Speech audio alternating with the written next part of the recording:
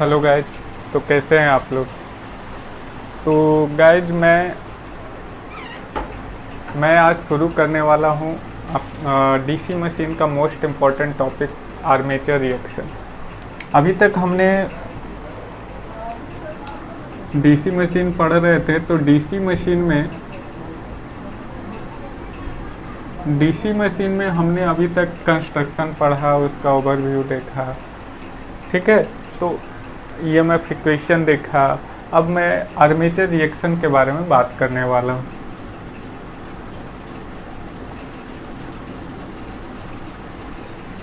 Armature reaction, first of all थोड़ा सा मैं पीछे जाना चाहता हूँ। आर्मेचर रिएक्शन क्या होता है उसको बताने से पहले मैं थोड़ा सा पीछे जाना चाहता हूँ। यहाँ पे मैं बात करने वाला हूँ कि मशीन में ईएमएफ जनरेशन कौन कौन सा पोर्शन होता है। तो मशीन में हमने 3 सिस्टम बताया था। मैग्नेटिक सिस्टम, दूसरा आर्मेचर और तीसरा कम्यूटेटर। ये 3 सिस्टम हमने बताया था, ठीक है। तो इसमें हमने मैग्नेटिक सिस्टम में हमने मेन फील्ड फ्लक्स की बात करा था। मेन फील्ड फ्लक्स,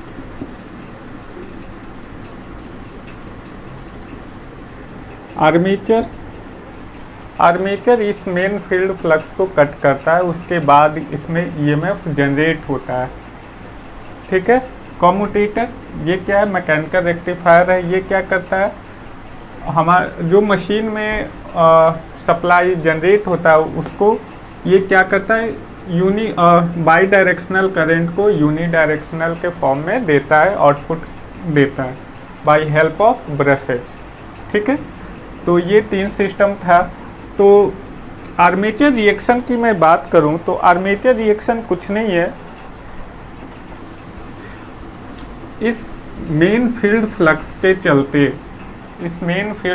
के चलते जो आर्मेचर में करंट प्रोड्यूस होता है, आर्मेचर में जो करंट प्रोड्यूस होता है, करंट फ्लो होने की वजह से आर्मेचर का भी एक अपना फ्लक्स आ जाता है। तो जिसकी वजह से वो क्या करता है, उस फील्ड फ्लक्स को वो अपोज करना स्टार्ट करता है। फील्ड फ्लक्स को अपोज करना स्टार्ट करता है, जिसकी वजह से कुछ मशीन में कुछ चेंजेज आते हैं, उसी को हम आर्मेचर रिएक्शन कहते हैं। अच्छा, ये ऑर्गेनाइज कहाँ से, ये न्यूटन थर्ड लॉ पे बेस्ड है। ये न्यूटन थर्ड लॉ पे बेस्ड है। किस पे? Newton third law. अब ये न्यूटन थर्ड लॉ क्या है, तो न्यूटन थर्ड लॉ है every action has equal and opposite reaction।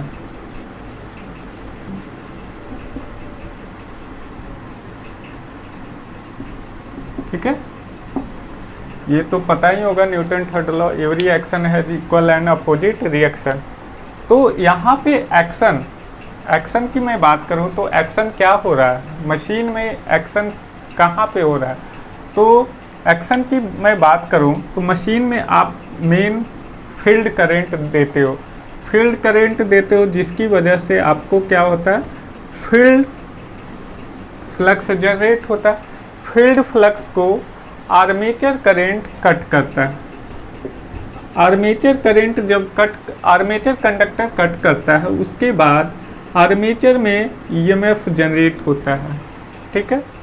अब ये आर्मेचर में ईएमएफ जनरेट होगा तो उसमें अगर लोड कनेक्टेड है तो इसमें करंट भी फ्लो करेगा, आर्मेचर करंट, ठीक है। अब इस करंट के फ्लो होने के चलते इसमें इसका एक अपना फ्लक्स भी जनरेट होगा, इसी को कहते हैं। यहाँ पे देखो एक्शन क्या है, एक्शन आपका फील्ड फ्लक्स है। फील्ड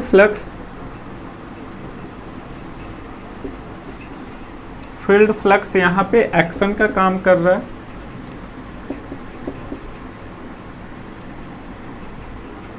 ठीक है।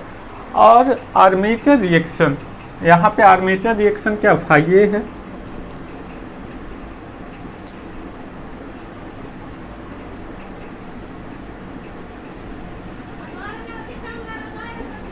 आर्मेचर रिएक्शन फाइए, यहाँ पे रिएक्शन का काम कर रहा है फाइए।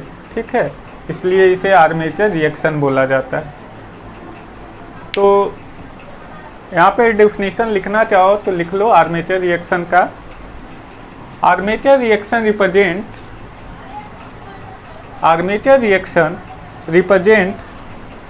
Armature flux which is produced by armature current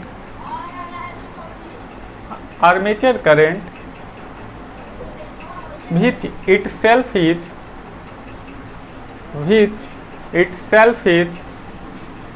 produced due to field flux,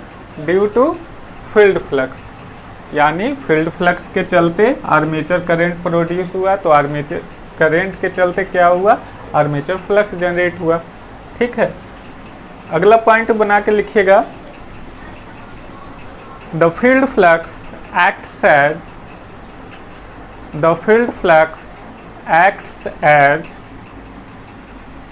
action, field flux acts as action and armature flux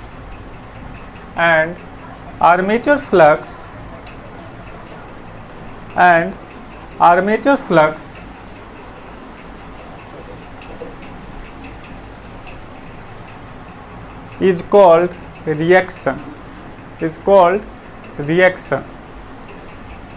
ठीक है।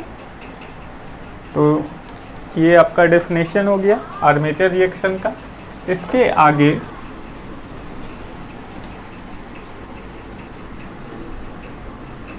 आगे मैं थोड़ा सा बात करूँगा, फिगर ड्रॉ करूँगा, इसके क्या क्या डिसएडवांटेज होते हैं आर्मेचर रिएक्शन के चलते। तो पहले लिख लो,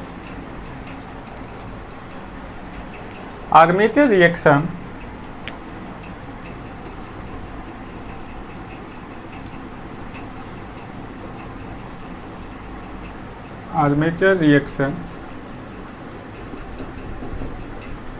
produce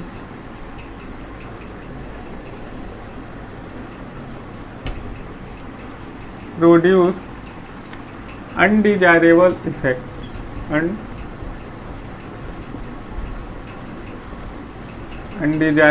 effects।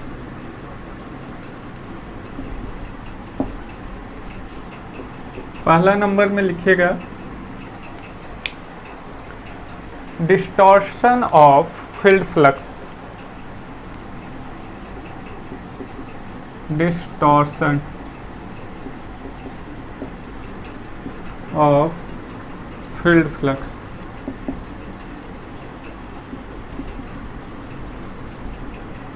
ठीक है, इट मीन्स यहाँ पे क्या हो रहा है, आर्मेचर रिएक्शन के चलते, जैसे हमने बोला कि फील्ड फ्लक्स के चलते आर्मेचर फ्लक्स जनरेट हो रहा है।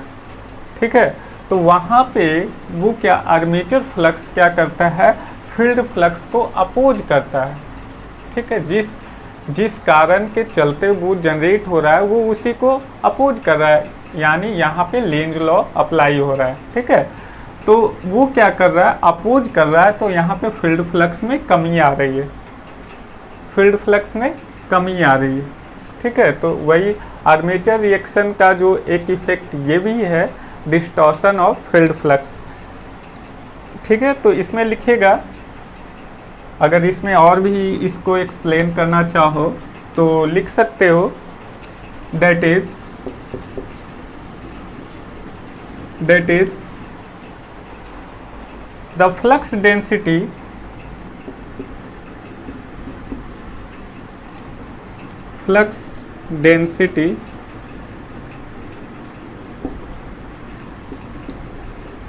flux density due to field pole get distorted due to field pole get distorted.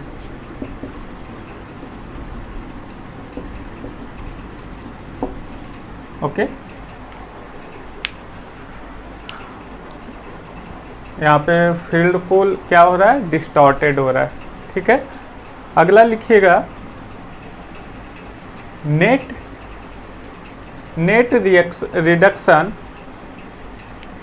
Reduction in the field flux पर पोल। दूसरा जो इफेक्ट है लिखिएगा नेट रिडक्शन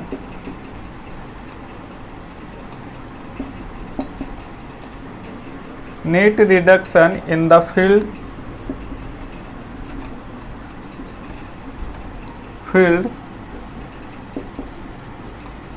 फ्लक्स पर पोल। ठीक है, थोड़ा सा मैं इंक डाल लेता हूँ। अब देखो यहाँ पे क्या हो रहा है कि फील्ड फ्लक्स पर पोल का रिडक्शन हो रहा है। पर पोल जो फ्लक्स पहले जनरेट हो रहा था उसमें कमी आ रही, तो कमी आ रही है तो कम फ्लक्स हो रहा है, तो आर्मेचर कम फ्लक्स को कट करेगा, तो कम फ्लक्स को कट करेगा तो इसलिए वहाँ पे ईएमएफ में भी कमी होगा, ईएमएफ में भी कमी आएगी, ईएमएफ में भी कमी आएगी, टॉर्क भी रिड्यूस होगा,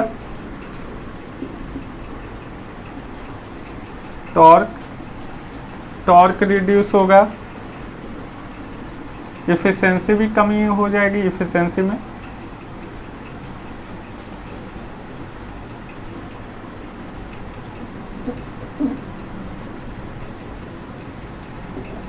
ठीक है, तो ये था कुछ अनडिजायरेबल इफेक्ट्स। अब देखो मैं इसको थोड़ा सा इसको नोट डाउन कर लीजिएगा पॉज करके।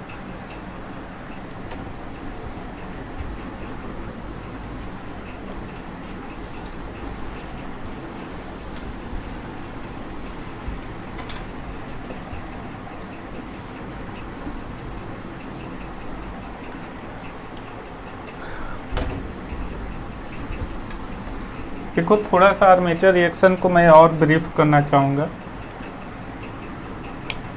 मैं इसको सिंपल 2 पोल के मशीन से मैं समझाना चाहूँगा। ये आपका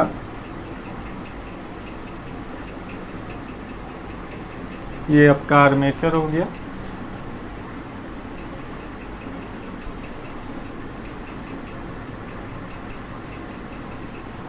ये आपका 2 पोल का मशीन हो गया।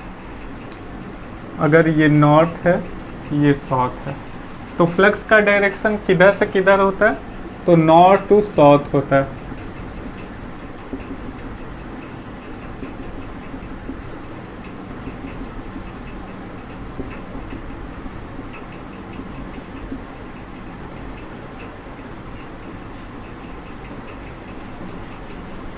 ठीक है, तो ये फिगर ड्रॉ कर लीजिएगा, इसको मैं थोड़ा सा बता रहा हूँ। देखो यहाँ पे जब ये कौन से कंडीशन में है, ये नो लोड के कंडीशन में। जब आपका मशीन किसी लोड से कनेक्टेड नहीं है, उस केस में क्या होगा, उस केस में आपका जो फ्लक्स है यूनिफॉर्मली पूरे ऑल ओवर आर्मेचर पे यूनिफॉर्मली डिस्ट्रीब्यूटेड होगा। ओके, क्यों? अब क्यों यहाँ पे देखो क्या हो रहा है कि यहाँ पे जब लोड कनेक्ट नहीं है तो देखो यहाँ पे ईएमएफ तो जनरेट हो रहा है, इस आर्मेचर में तो ईएमएफ जनरेट हो रहा है। अब लोड ही कनेक्ट नहीं है तो इसमें करंट फ्लो नहीं होगा, करंट फ्लो नहीं होगा, तो करंट फ्लो नहीं होगा तो उसमें उसका फ्लक्स भी जनरेट नहीं होगा, तो आर्मेचर का अपना फ्लक्स यहाँ पे जनरेट नहीं होगा, जिससे ये क्या होगा, जिससे इसमें कोई रिएक्शन का पोर्शन नहीं होगा। इट मीन्स यहाँ पे कोई इफेक्ट नहीं होगा, यहाँ पे फ्लक्स यूनिफॉर्मली आपका डिस्ट्रीब्यूटेड होगा ऑल ओवर द आर्मेचर। अब यहाँ पे चलो मैं दूसरा फिगर ड्रॉ करता हूँ।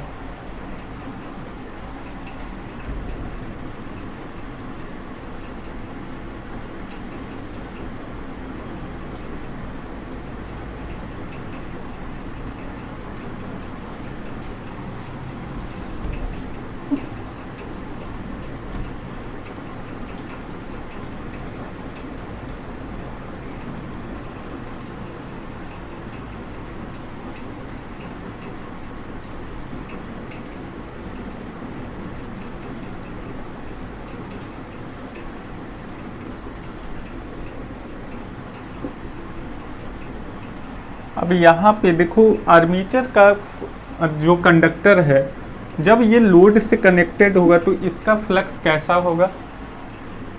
तो मैं मान लेता हूँ इसका जो कंडक्टर है कुछ इस तरीके से है।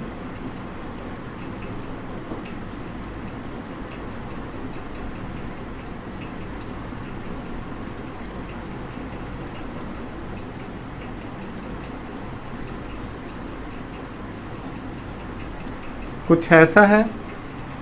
तो यहाँ पे फ्लक्स का डायरेक्शन हमें पता है, नॉर्थ एंड साउथ, तो फ्लक्स का डायरेक्शन कुछ ऐसा है।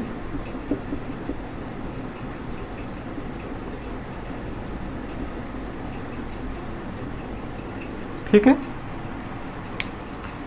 तो यहाँ पे करंट का डायरेक्शन किधर से कैसे होगा। तो सपोज मैं मान लेता हूँ ये कंडक्टर ऐसे है, तो फ्लक्स का डायरेक्शन हमें पता है उस डायरेक्शन में, साउथ के डायरेक्शन में। तो यहाँ पे हम क्या करेंगे, अपने उंगलियों को यहाँ पे राइट हैंड थंब रूल का यूज करेंगे। यहाँ पे अपने उंगलियों को फ्लक्स के डायरेक्शन में हम कर्ल करेंगे। तो आपका थंब किधर आएगा, अपने राइट हैंड को फ्लक्स के डायरेक्शन में कर्ल करो, तो आपका थंब आएगा इधर इनवर्ड, मतलब अंदर की तरफ। तो आपका करंट का जो डायरेक्शन है वो अंदर की तरफ होगा। हम इसे क्रॉस से रिप्रेजेंट करते हैं, यहाँ पे हमने क्रॉस से रिप्रेजेंट करा।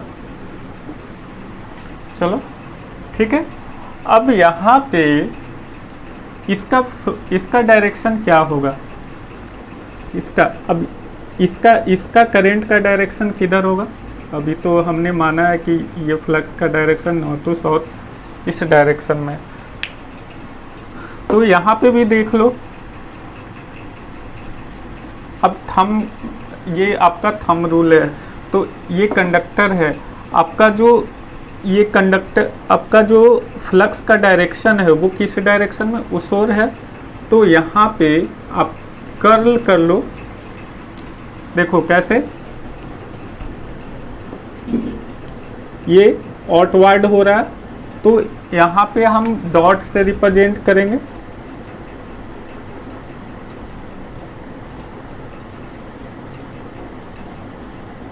ये डॉट से रिप्रेजेंट कर रहे हैं, ठीक है। तो यहाँ पे क्या हो रहा है, अब देखो ये इसका जो फ्लक्स होगा कुछ ऐसा बनाएगा, ये अपना एरिया कुछ ऐसा बनाएगा, सिंगल सिंगल।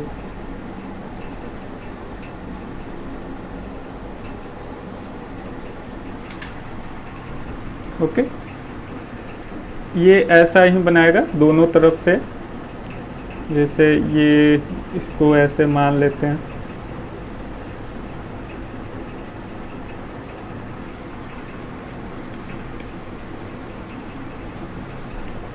कुछ ऐसा बनाएगा, ठीक है। तो ये आर्मेचर का जो फ्लक्स होगा कुछ ऐसा जनरेट होगा। अब यहाँ पे सोचो, आर्मेचर करंट के चलते जो फ्लक्स होगा वो किधर की तरफ होगा।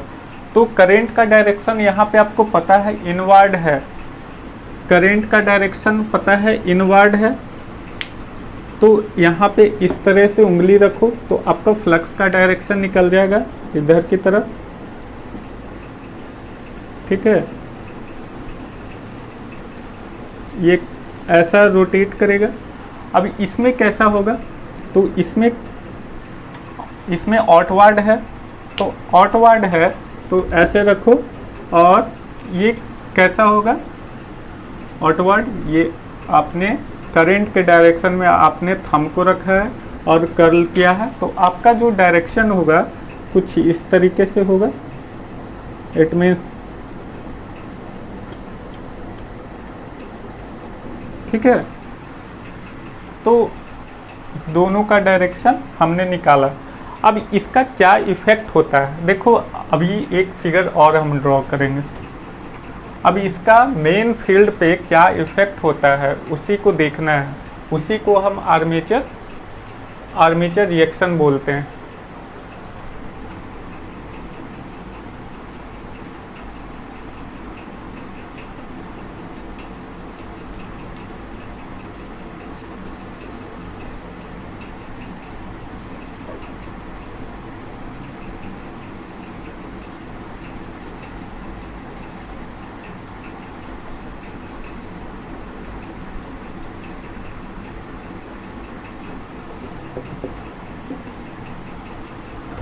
अब देखो यहाँ पे देखो क्या हो रहा था, यहाँ पे ये फ्लक्स है अभी यूनिफॉर्मली, यहाँ पे हमने देखा कि जो फील्ड फ्लक्स है यूनिफॉर्मली डिस्ट्रीब्यूटेड है, बट इस फ्लक्स के चलते जो आपका जो रिजल्टेंट फ्लक्स बनेगा फील्ड का वो कैसा बनेगा, तो उसका कुछ ऐसा नॉर्थ से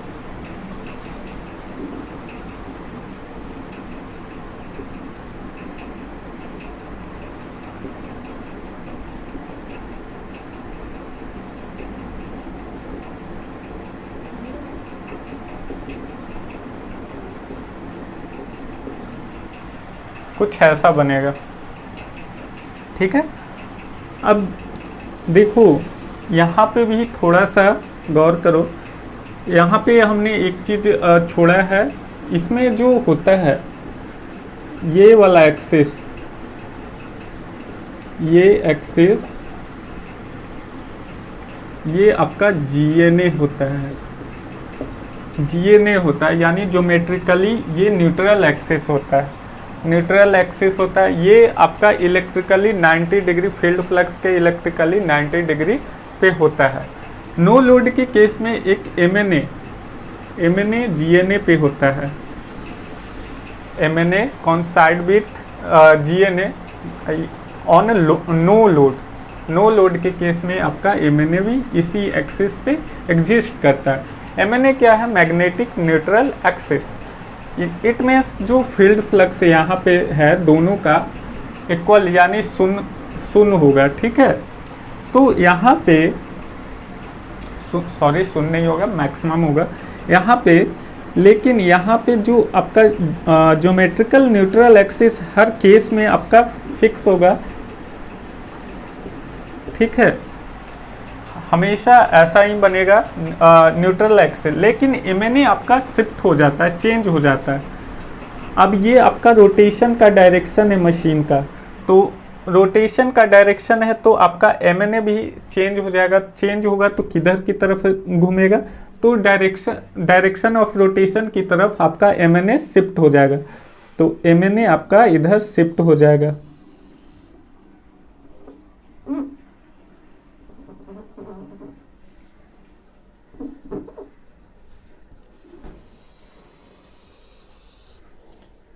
ये आपका MNA शिफ्ट हो जाता है,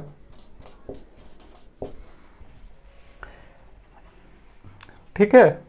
यहाँ पे ये जो फ्लक्स ऐसे हो रहा था फील्ड फ्लक्स, ये किसकी वजह से हो रहा था, ये आर्मेचर के फ्लक्स के कारण ये इस तरह से आपका फ्लक्स हो रहा था, ठीक है। तो MNA शिफ्ट होगा। अब कितना शिफ्ट होगा वो अभी हमें नहीं पता, देखो कब कैसे शिफ्ट करोगे। अब यहाँ पे क्वेश्चन है कि आप कैसे शिफ्ट करोगे। कि एमएनए कितना जीएनए से शिफ्ट होगा, तो हम क्या करते हैं कि एमएनए, इट मीन्स एमएनए को कम्यूटेशन एक्सिस भी बोला जाता है। कम्यूटेशन एक्सिस इट मीन्स इसी एक्सिस पे ब्रशेज को लगाया जाता है, एमएनए के अलोंग ब्रशेज को लगाया जाता है। ओके, तो यहाँ पे क्या होता है कि ब्रश को धीरे धीरे जीएनए से आप रोटेशन के डायरेक्शन में ब्रश को आप शिफ्ट करते हो। किधर? रोटेशन के डायरेक्शन में ब्रश को धीरे धीरे शिफ्ट करते हो, और वहाँ पे आपको नोट डाउन करना होता है कि आपका जो मैक्सिमम ईएमएफ हो रहा है कहाँ पे मिल रहा है। तो आपका मैक्सिमम ईएमएफ हमेशा एमएनए पे मिलेगा। तो एमएनए पे जहाँ पे आपको मैक्सिमम ईएमएफ मिले वहाँ पे हम शिफ्ट करते हैं, ब्रश को वहीं पे रोकते हैं। ठीक है, और दूसरी बात कि वहाँ पे आपको स्पार्किंग कम से कम मिलेगा। स्पार्किंग होता है, स्पार्किंग तो यहाँ पे मिनिमम स्पार्किंग होता है। ठीक है, तो यहाँ पे आपका आर्मेचर रिएक्शन का टॉपिक थोड़ा सा ख़त्म होता है, लेकिन इसमें कुछ और भी बातें हैं जो नोट डाउन कर लीजिए।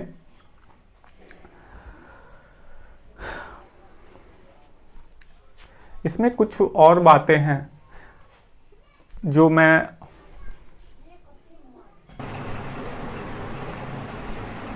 अब देखो यहाँ पे जो मैं रिजल्टेंट इसका जो ग्राफ बनेगा कैसा बनेगा,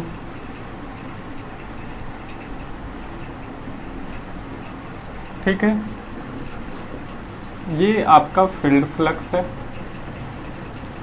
IF हमने रिप्रेजेंट करा। हमने बोला फील्ड फ्लक्स के हमेशा 90 डिग्री GNA पे होता है, GNA। ये कब? अब इसी पे MNA भी होता है, लेकिन ये नो लोड के केस में होता है, हमेशा 90 डिग्री होता है। लेकिन जब नया यहाँ पे आपका MNA शिफ्ट हुआ तो इसका जो नया रिजल्टेंट फ्लक्स होगा जिसके चलते आपका न्यू MNA आपका शिफ्ट हो जाता है। कहाँ? यहाँ पे आपका शिफ्ट हो जाएगा। ये है आपका न्यू MNA। न्यू MNA से इसका जो फ्लक्स है, इट मीन्स आर्मेचर का जो फ्लक्स है वो ऑलवेज कितना होगा? इसके परपेंडिकुलर होगा 90 डिग्री। ये है आपका फाई A, ठीक है। तो ये ऑलवेज परपेंडिकुलर, ये आपका रिजल्टेंट ग्राफ हो गया, ठीक है, रिजल्टेंट फील्ड का ग्राफ। अब यहाँ पे देखो आर्मेचर रिएक्शन के चलते कुछ और भी फिनोमिना होता है। इट मीन्स दो इफेक्ट और होते हैं, क्रॉस मैग्नेटाइजिंग इफेक्ट, दूसरा demagnetising effect. Cross magnetising effect में क्या करते हैं, उसमें हम इसको क्या करते हैं, इस आर्मेचर रिएक्शन को कम करने के लिए हम MNA को, हमने पहले भी बताया, MNA को शिफ्ट करते हैं। शिफ्ट कितना करते हैं? वो रॉकर आर्म्स की मदद से, रॉकर आर्म्स जो ब्रश होल्डर होता है उसकी मदद से हम ब्रश को शिफ्ट करते हैं। जहाँ पे आपको मैक्सिमम आपका क्या होगा, EMF मिलेगा, वहीं पे हम MNA को शिफ्ट करते हैं। EMF मिलेगा, वहाँ पे आपको न्यूनतम स्पार्किंग भी होगा, तो वहाँ पे हम MNA को शिफ्ट करते हैं। ये हो गया क्रॉस मैग्नेटाइजिंग इफेक्ट। दूसरा है डीमैग्नेटाइजिंग इफेक्ट। इसमें हम क्या करते हैं, कंपनसेटिंग वाइंडिंग को यूज करते हैं। कंपनसेटिंग वाइंडिंग हम कहाँ पे लगाते हैं, तो कंपनसेटिंग वाइंडिंग पोल फेस पे लगाते हैं, पोल फेस पे लगाते हैं। और ये क्या करता है, ये जो होता है आर्मेचर के सीरीज में कनेक्ट होता है, आर्मेचर के सीरीज में कनेक्ट होता है। और तो इसका इफेक्ट, इट मीन्स जो इसका इफेक्ट होता है ना ये सीरीज में, तो इसके इफेक्ट के अपोजिट होता है, तो इसको अपोज करता है, तो इसके आर्मेचर के फ्लक्स को अपोज करता है, जिसके चलते कम से कम स्पार्किंग होता है। Compensating winding is connected in series with armature winding. ये भी नोट डाउन कर लीजिएगा। कुछ और भी इम्पॉर्टेंट पॉइंट है जैसे MNA। तो MNA क्या होता है, मैग्नेटिक न्यूट्रल एक्सिस, इसके बारे में भी 2 पॉइंट नोट डाउन कर लीजिएगा। MNA ब्रैकेट में लिख लीजिएगा, magnetic neutral axis. MNA is the plane perpendicular to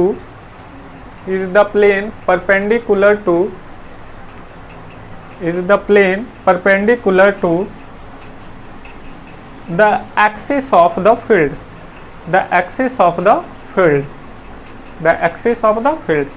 यानी एक्सिस ऑफ द फील्ड के हमेशा परपेंडिकुलर रहेगा। दूसरा, ब्रशेज इज ऑलवेज प्लेस्ड, दूसरा पॉइंट लिखिएगा, brushes is always placed along MNA।